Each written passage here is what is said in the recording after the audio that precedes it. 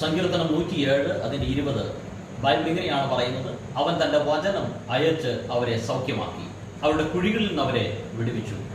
അങ്ങനെയെങ്കിൽ ഇന്ന് ഈ ശബ്ദം കേൾക്കുന്ന പ്രിയമുള്ളവരെ, ദൈവവചനത്തിന് നിങ്ങളെ സൗഖ്യമാക്കുവാനുള്ള ശക്തിയുണ്ട്.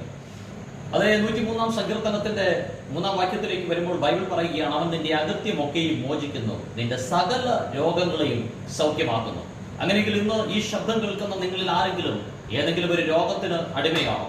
അതേ, അനേക നാളുകളായി നിങ്ങൾ മരുന്ന് കഴിച്ചുകൊണ്ടിരിക്കുന്ന ഏതെങ്കിലും ഒരു രോഗത്താൽ നിങ്ങൾ പിടിവിട്ടിരിക്കുകയാണോ? ഇന്ന് ഈ വചനം നിങ്ങളുടെ ജീവിതത്തിന്റെ അകത്ത് സൗഖ്യമായി വ്യാപരിക്കട്ടെ. 1 പത്രോസ് 2:24 ബൈബിൾ പറയുകയാണ്, നാം പാപം സംബന്ധിച്ച് മരിച്ച് നീതിക്ക് ജീവിക്കേണ്ടതിന് അവൻ തന്റെ ശരീരത്തിൽ നമ്മുടെ പാപങ്ങളെ ചുമന്നുകൊണ്ട് ക്രൂശിന്മേൽ കയറി അവന്റെ അടിപ്പിണരാൽ നിങ്ങൾക്ക് സൗഖ്യം വന്നുമിരിക്കുന്നു.